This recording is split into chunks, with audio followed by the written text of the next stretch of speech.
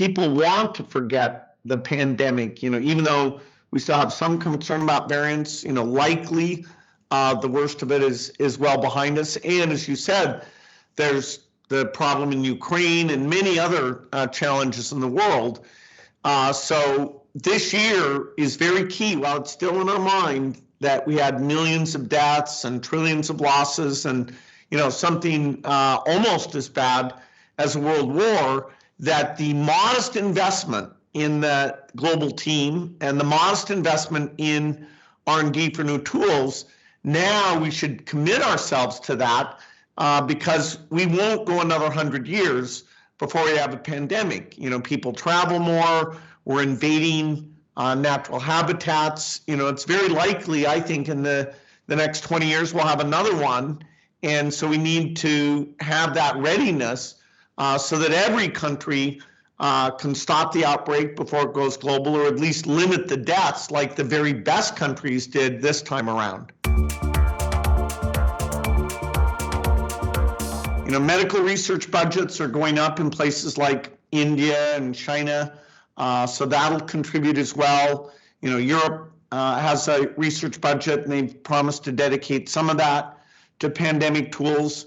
And so I think the R&D piece, we will get people excited about the fact of getting rid of the needle where you just inhale something, or, a vaccine that protects you not just for 6 months, but for more like 10 years, and that it completely prevents you getting infected. Today's vaccines are very good at reducing severe disease and death. But now that we have Omicron, a lot of people get infected even though they've been vaccinated. Now they have mild disease, but they can pass it on to other people. So the vaccines have been great, but they're not nearly perfect, and we need the research to improve them dramatically. The regulatory process is pretty open, and so I have to say a lot of the people who question vaccines, they're not people where if you just show them the data, all of a sudden they'll change their mind. It's more of a visceral response to, should government ever tell me to do anything? But we have transparency. The Indian regulator is transparent. The U.S. regulator is transparent. The WHO regulatory processes over the last 10 years have gotten actually fairly good. So I think it was more having trusted voices from every different group that you could listen to. India did not end up having this be as much of a political thing. The U.S. sadly was one of the worst at an entire political party questioning which tools worked and whether we ought to encourage people to use vaccines.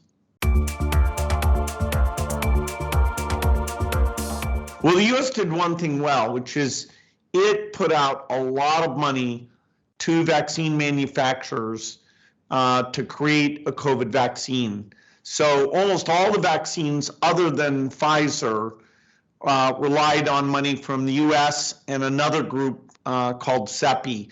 And so that got us the vaccines very quickly.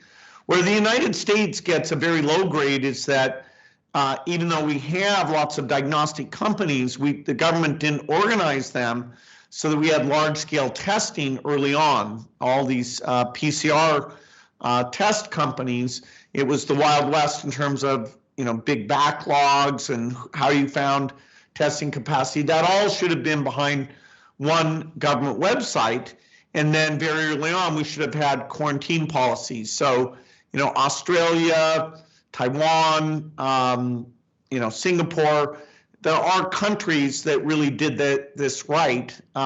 You would have thought the U.S., because of our deep expertise, our wealth, the CDC is a fantastic group, but because they hadn't practiced, because they hadn't set aside dedicated resources, we were ad-libbing and we had a very poor response compared to what you would have expected.